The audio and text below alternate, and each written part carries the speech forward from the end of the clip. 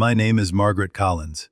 I am 59 years old, a woman carved by time and circumstance, living a life of quiet rhythms in a serene neighborhood, nestled amidst the verdant landscapes of Oregon. The gentle hum of my modest home, the familiar scent of old books and brewing coffee, the soft murmur of the wind through the tall pines, these were the constant anchors of my existence. For nearly 2 decades, I have served as an office manager at Caldwell Walker Law, a venerable firm that felt less like an employer and more like a steadfast companion through the ebb and flow of years. My tenure there wasn't marked by grand ambitions, but by unwavering dedication, the kind that builds a quiet, resilient life. My adult life, indeed, the very fabric of my being, has been meticulously woven around the lives of my 2 children. Emily, my daughter, who recently celebrated her 32nd birthday, and Luke, my son, a spirited 29-year-old.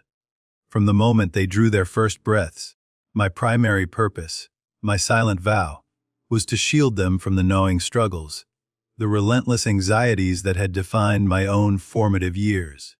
Every sacrifice, every deferred dream, every penny saved was a brick laid in the foundation of their future, a future I envisioned to be infinitely brighter, more secure than my past. Then, last Tuesday, the mundane flow of my morning was abruptly shattered. An email arrived, innocuous at first glance, yet destined to cleave my life into a stark before and after. It was from Emily. No subject line. Just her name, a familiar beacon in my inbox, the digital equivalent of her voice. A soft, anticipatory smile touched my lips. Perhaps it was a fleeting update, a brief, sweet note, a testament to her excitement in the run up to her momentous day. Just a few weeks prior, we had immersed ourselves in the joyous chaos of her wedding plans, an endeavor into which I had already poured a substantial sum, $30,000, to be exact. This was not a casual contribution. This was the culmination of diligent saving, of choosing prudent investments over personal indulgences. This was the sum that ensured her dream venue in Napa Valley was secured, her preferred photographer booked, and the florist she had adored since her college days, with her whimsical, artful arrangements, reserved. It was a gift given not just with money, but with the boundless love and hope only a mother can possess. But the moment I clicked open that email, the fragile smile on my face disintegrated, as if wiped clean by an unseen hand. The salutation was the first subtle tremor. Mom. Not dear mom. Not dearest mom. Just mom. Stark and impersonal, like a label, a functional identifier rather than a term of endearment. Emily's words then unfolded, each sentence a precise, almost surgical cut.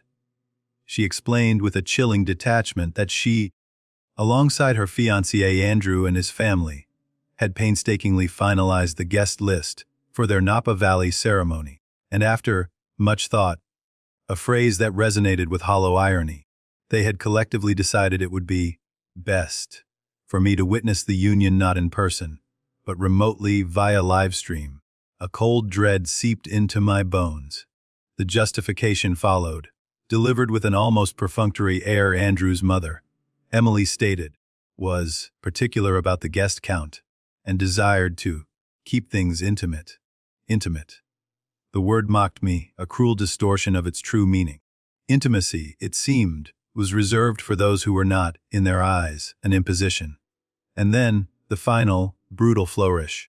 A line that felt less like a sentence, and more like salt poured directly into an open, throbbing wound.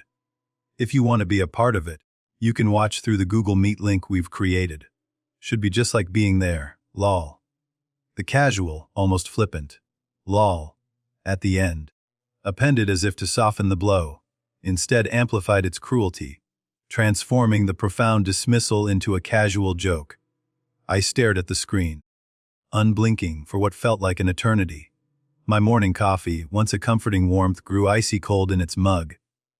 My hands, surprisingly, did not tremble.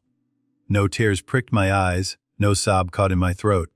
Something profound and irreversible shifted within me, a quiet, seismic crack beneath the very ground of my existence.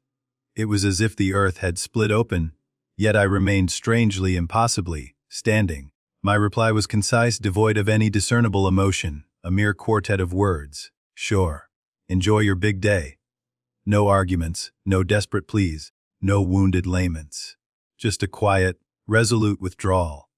And I knew, with a certainty that resonated deep within my core, that those 4 simple words, spoken in the profound silence of my heart, would echo louder, reverberate more powerfully than any scream, any tear-soaked outburst. I had no desire to fight, no energy for tears. What I craved, what I desperately needed, was clarity. I wanted the silence, my silence, to speak a truth that words could no longer convey. With a measured calm, I closed my laptop, the screen going dark like a stage after a performance. I picked up my now cold coffee, forcing down the last few bitter sips. Then, I began to prepare for work, moving through the familiar motions of my Tuesday morning routine, as if it were any other ordinary day. But it was not. That was the day the long, elaborate pretense finally shattered, the day I stopped believing, truly believing, that the countless sacrifices I had made, the very essence of my motherly devotion, held any genuine meaning or value in my daughter's eyes. That, unequivocally, was the day everything irrevocably began to change. The drive to the office that morning was eerily quiet, not the usual serene hum of my daily commute.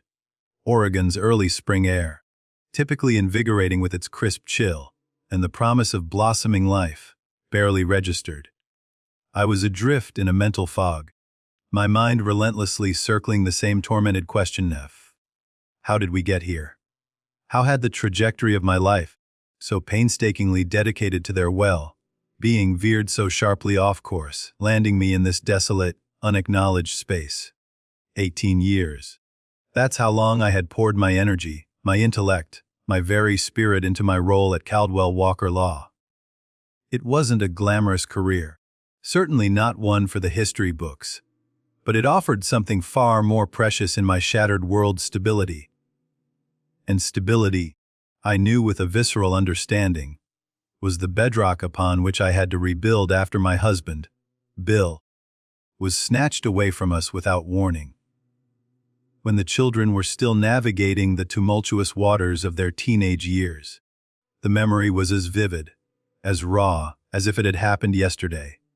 I recalled standing in front of our old, clunky washing machine, the whirring sound a stark counterpoint to the chaotic spread of bills across the kitchen counter.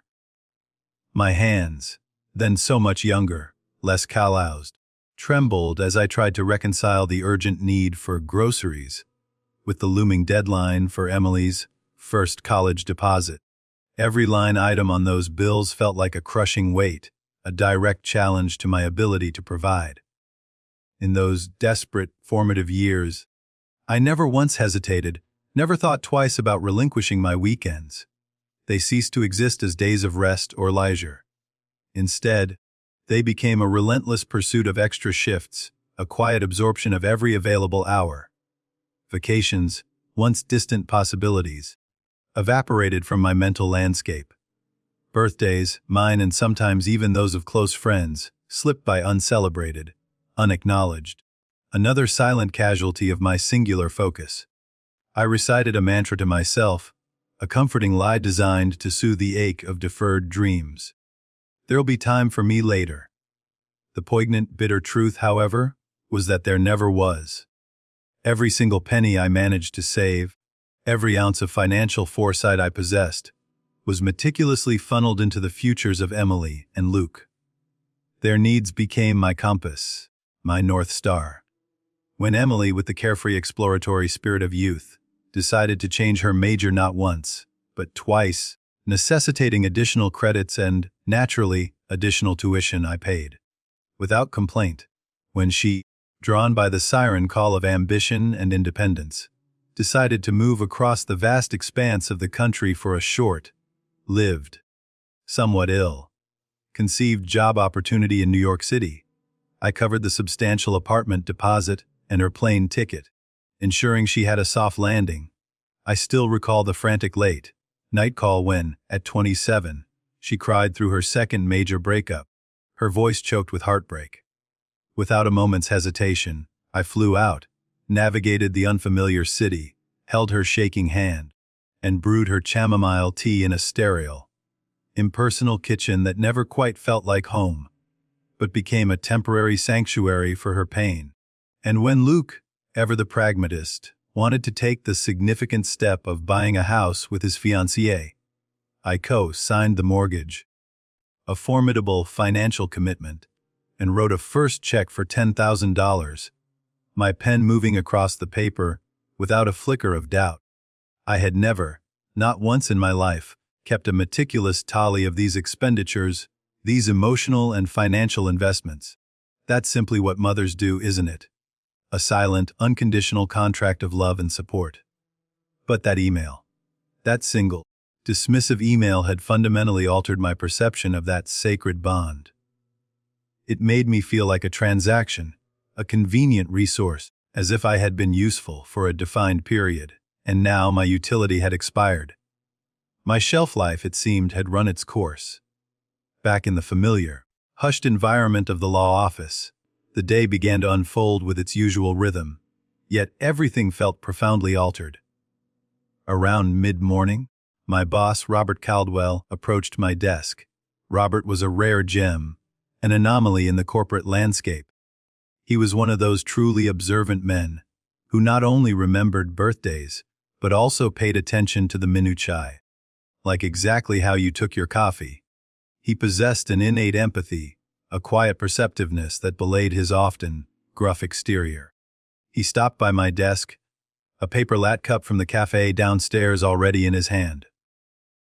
"You look like you've seen a ghost, Margaret," he remarked, his voice soft, as he placed the steaming cup on my blotter, the familiar aroma of espresso and steamed milk a small, comforting anchor in the storm brewing within me.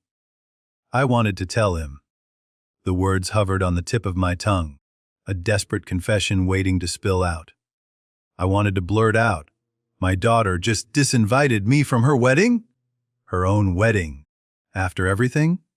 But the ingrained habit of stoicism, the long-practiced art of compartmentalization, held me back.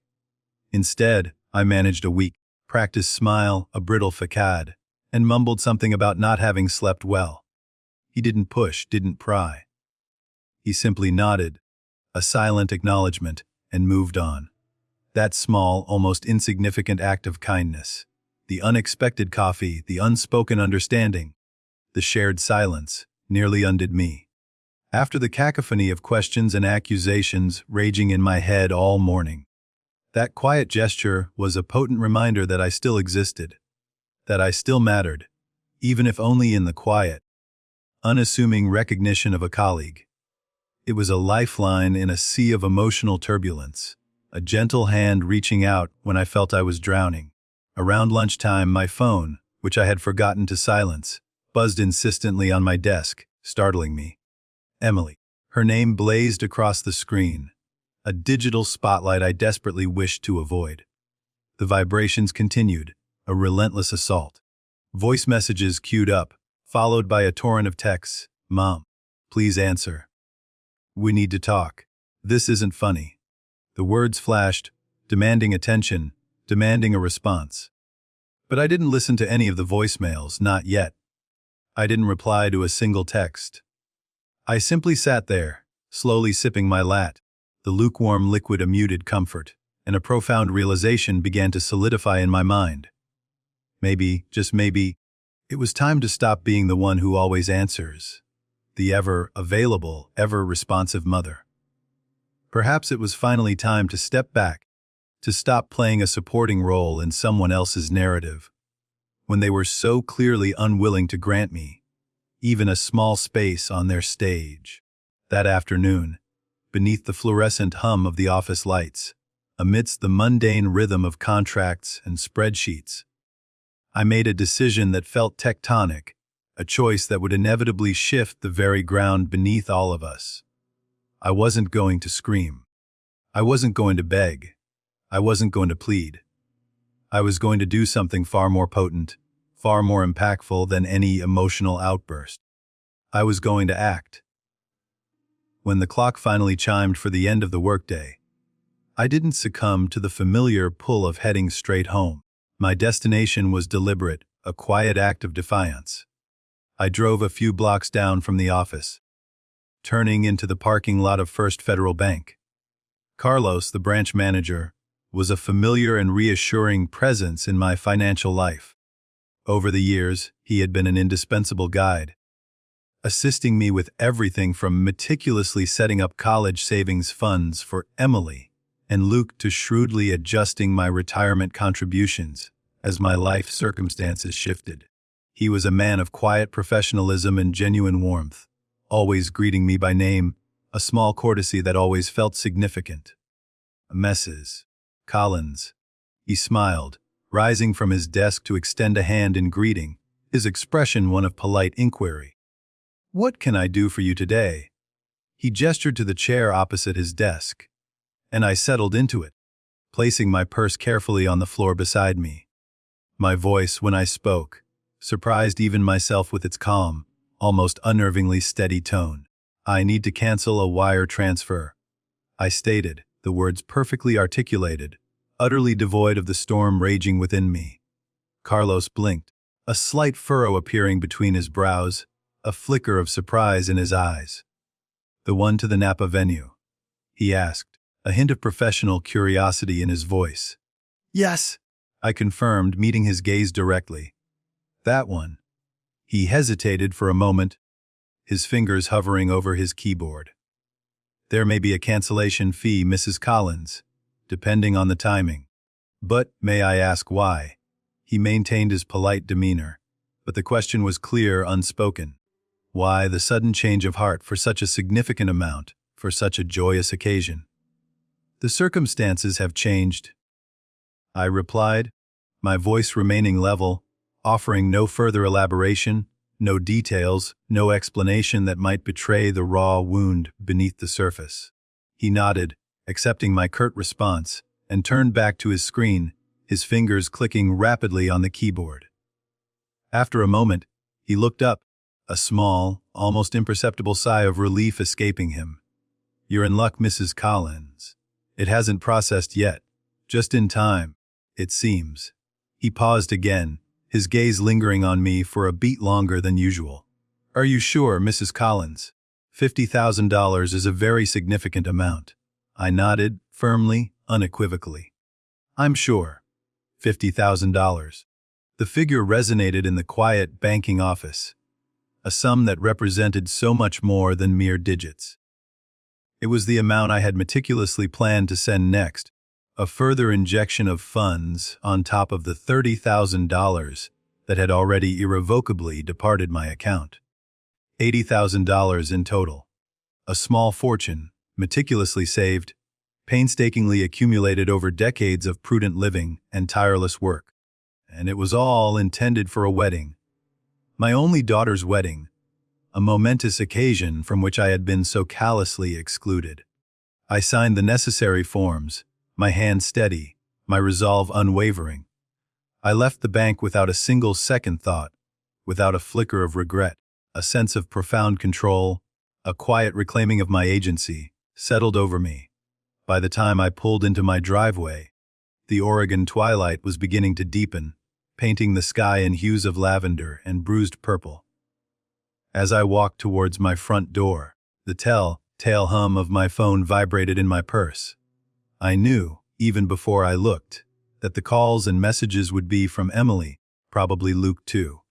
Indeed, there were 9 missed calls from Emily, 2 from Luke. One voicemail left by Emily was starkly simple, utterly devoid of the casual cruelty of her email. "Mom, please, don't do this." I didn't listen to any more. With a deliberate, almost ceremonial gesture, I turned off my phone, severing the digital lifeline, cutting myself off from the frantic clamor of their world. In the quiet sanctuary of my kitchen, my gaze fell upon a bottle of Cabernet Sauvignon, a particularly good vintage I had been saving. It was meant for Thanksgiving. I had bought it with the hopeful expectation of Emily's visit, a rare chance for us to share a meal, to simply be together. But she had canceled at the last minute, her voice clipped, full of vague apologies about work. The bottle remained unopened then, a silent monument to a deferred connection. Tonight, however, it seemed fitting. I poured myself a generous glass, the rich crimson liquid catching the last vestiges of the fading sunlight. Carrying the glass carefully, I stepped out onto the porch, my usual evening refuge. The world outside was hushed, bathed in the soft, fading light. Birds chirped their final songs of the day from the branches of the old oak tree. A neighbor's dog barked in the distance, a familiar, comforting sound. Everything felt profoundly still, tranquil. Yet beneath that outward calm, a tempest raged within me. And then, the memories began to surface, not in a gentle trickle, but in relentless, pounding waves. I remembered all the birthdays I had planned alone, meticulously baking cakes, wrapping presents, creating small celebrations that often felt like solitary acts, the hope for connection often unfulfilled. All the holiday dinners, carefully prepared, where I would pretend not to be waiting, not to be listening for a phone call that never came, a silent acknowledgement that I was alone, even in the midst of abundance. I thought of the myriad small sacrifices, so easily dismissed, so rarely noticed. The new shoes I didn't buy, deferring my own small pleasures for their larger needs. The old car, which I diligently drove for 14 years, its engine groaning in protest, its paint fading, because replacing it wasn't a priority compared to their tuition, their rent, their dreams. The vacations, simple escapes I yearned for, endlessly postponed until a better time. That never arrived. My thoughts then drifted to Andrew's mother, the woman whose face I could barely conjure, who knew Emily, her future daughter, in law, only through the superficial lens of recent acquaintance. Yet, her arbitrary opinion, her capricious demand for intimacy, carried more weight, more authority than a lifetime of my devotion. This woman, whose concept of family apparently involved the cold exclusion of the very person who had selflessly carried Emily through every hard season of her life, every triumph, every setback. The cruel irony was not lost on me. And then I returned to Emily's email, to that dismissive, casual, lol, appended as if the profound act of watching your own daughter's wedding through a screen, reduced to a mere digital spectacle, was some kind of amusing joke.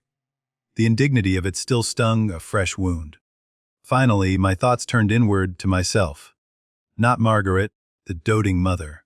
Not Margaret, the stoic widow. But Margaret, the woman. Stripped bare of these defining roles, what did I truly desire? What did my soul crave? The answers, once muddled by years of putting others first, now emerged with startling clarity. Peace. A profound, unshakable inner peace. Dignity. The simple, non-negotiable right to be treated with respect, with inherent worth, rather than as a disposable commodity. And a life that no longer revolved solely around the exhausting, unreciprocated act of being useful to people, who only seemed to appear when they needed something, when their own carefully constructed worlds began to unravel. The cool night air enveloped me, the wine a gentle warmth in my hand. And for the first time in a long time, I felt the quiet stirrings of self-reclamation. Around 9 o'clock that evening, just as the last vestiges of twilight faded into the deep indigo of night, the sharp trill of the doorbell pierced the quiet stillness of my home. My first instinct, a powerful, almost primal urge, was to ignore it, to simply remain seated on my porch, unseen, untouched by the gathering storm. But then, a subtle flicker of curiosity, a rare indulgence these days, got the better of me. Who could it be, at this hour? As I approached the door, the silhouette framed against the porch light solidified into a familiar figure. It was Luke. He was still in his office clothes, his tie loosened, sleeves rolled up in a hurried, almost disheveled manner, betraying a frantic energy. He looked deeply uncomfortable, his phone clutched tightly in one hand, held almost like a shield against an unseen assailant. Mom, he began, his voice strained, stepping inside before I could even utter a word. Why aren't you answering your phone? Emily's freaking out. I shut the door calmly, the soft click echoing in the suddenly silent living room. Hello to you too, Luke, I replied, my voice steady, devoid of the irritation I felt. He sighed, already pacing a restless path across my rug. She says you're not coming to the wedding now, that you're being difficult. A short, bitter laugh escaped me. Difficult? For not attending a wedding I was explicitly uninvited from? The irony was a sharp, biting taste in my mouth. Luke shifted uncomfortably, avoiding my gaze. Andrew's parents are footing most of the bill, Mom. You know how traditional they are. His voice held a hint of desperation, a plea for me to understand, to conform. I raised an eyebrow, a silent challenge. Traditional, you say? I've already paid $30,000, and I was about to give $50,000 more. That's not tradition, Luke. That's a payout. My words hung in the air, weighted with a new, uncompromising clarity. He froze mid-stride, his pacing halted abruptly. His eyes widened, a dawning realization spreading across his face. Wait, you were sending another 50.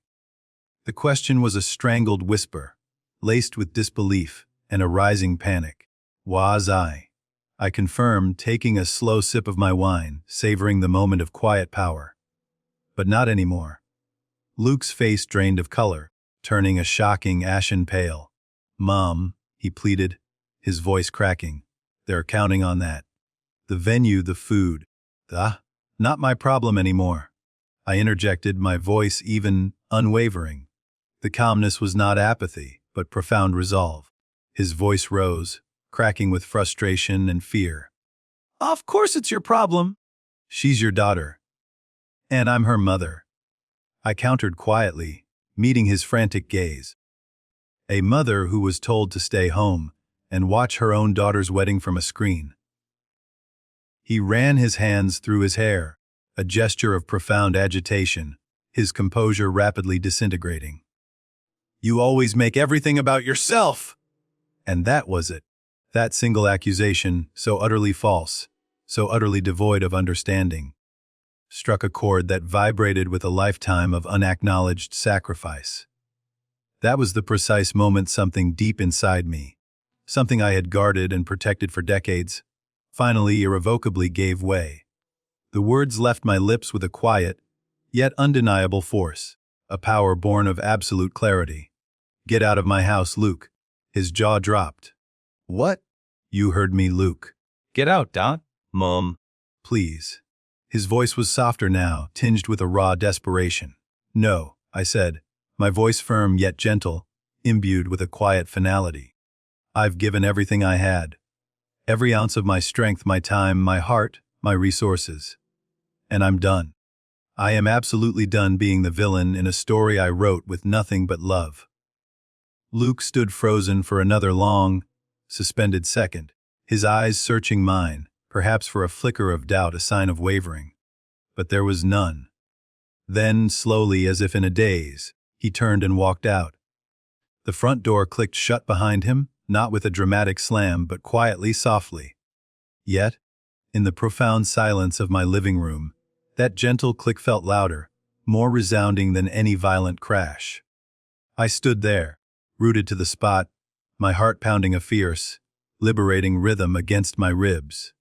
And in that moment, a startling realization washed over me, a feeling so unexpected it took my breath away. I didn't feel guilty. Not a single pang of remorse. Instead, I felt an extraordinary, profound sense of freedom. The next morning, I woke to a barrage. My phone, which I had deliberately kept off for the night, instantly lit up with the accumulated digital debris of a crisis. 43 missed calls from Emily alone, accompanied by a string of frantic, increasingly desperate messages. They began with thinly veiled passive aggression and guilt, a familiar tactic. Mom, we need to talk.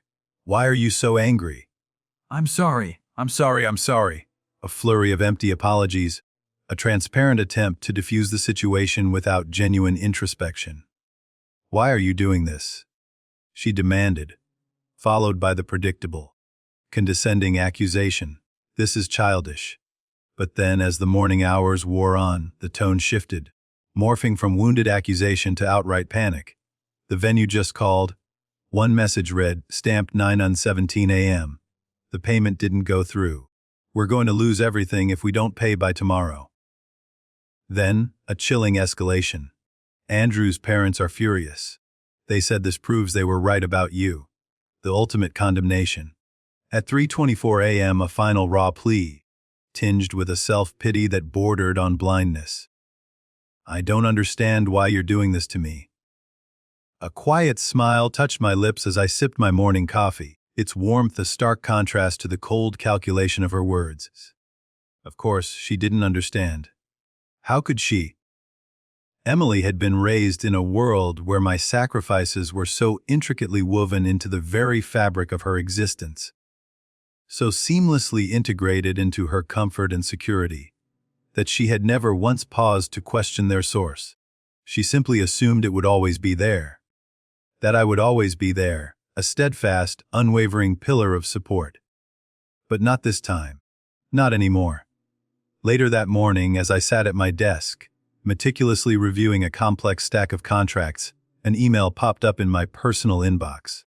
The subject line, stark and accusatory, read, "Please don't ruin my wedding." I opened it, not with dread, but with a detached curiosity, an almost clinical interest in the unfolding drama.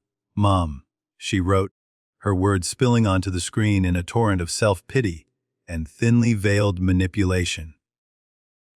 "I know you're upset about the livestream situation, but this is extreme. We've lost the venue deposit, and if we don't pay the remaining balance by end of day Paris time, the caterer walks. Andrew's parents are beyond upset. They're saying this proves you can't be reasoned with. Please don't do this. We can talk about you attending the ceremony, but we need the funds first." There it was. The true agenda laid bare. They were now willing to talk about my attendance, but only because my money was gone. It wasn't an apology, not truly. It wasn't a moment of reflection, a genuine understanding of the hurt they had inflicted. It was a cold, calculated negotiation, a transactional offer, as if my very presence at my own daughter's wedding could be bartered, bought, or sold, depending on how generous I was feeling, depending on the depth of their desperation. The insult of it was almost breathtaking. I didn't respond. I closed the email, the stark words vanishing from the screen, and turned back to my work, a renewed sense of focus settling over me. The noise, the drama, the emotional blackmail, it no longer held any power over me. Around noon, Robert, my boss, stopped by my desk again. "Lunch," he offered, a casual invitation that somehow felt laden with quiet significance. "There's that new Italian place just opened, around the corner." My immediate instinct, honed by years of prioritizing efficiency and solitude during my lunch breaks, was to decline. I almost did. But then a subtle, almost imperceptible shift occurred within me. Perhaps it was the stark clarity of the past 24 hours, the profound sense of liberation that had begun to settle in my bones. Or perhaps I simply needed to sit somewhere that asked nothing of me, a space of genuine unburdened company. So I nodded. "I'd like that, Robert. Thank you." Over plates of steaming pasta, amid the gentle clatter of silverware and the murmur of conversation, Robert spoke. He told me about his grandkids, his eyes soft, crinkling at the corners as he described the joyful chaos of chasing them, their boundless energy. He spoke of the exhaustion, the beautiful, fulfilling exhaustion that came with such deep, unconditional love. His eyes, I noticed, were truly soft, truly real, radiating a warmth that felt like a balm to my raw spirit. He paused for a moment, then, his voice gentle, almost hesitant, he said, "Forgive me, Margaret, but you seem lighter today." I surprised myself. The words, once held captive by years of practiced silence, flowed effortlessly. I told him everything. About Emily, the money, the cold, calculated email, the painful exclusion, Luke's visit, the furious texts. And what I had done. When I finished, the silence stretched for a moment, filled only by the distant hum of conversation. He didn't judge. He didn't offer platitudes or try to fix anything. He simply listened, his gaze steady, understanding. Then he spoke, his voice low and insightful. "Sometimes, Margaret," he said, "the hardest part of love is setting boundaries. Especially with the people we've given the most to." He reached across the table, his hand briefly, gently squeezing mine in a gesture of profound empathy. "I think you did the right thing." For the first time in a very long time, truly believed that too. The weight that had settled on my shoulders for decades felt lighter, almost lifted. When I returned to my desk after lunch, more calls had accumulated, more texts had landed in my inbox. But I didn't answer them. I didn't need to, because for the first time, my silence spoke volumes. It was a language they were only just beginning to understand. That evening, as I pulled into my driveway, the sky was already dimming, painted in the deepening hues of dusk.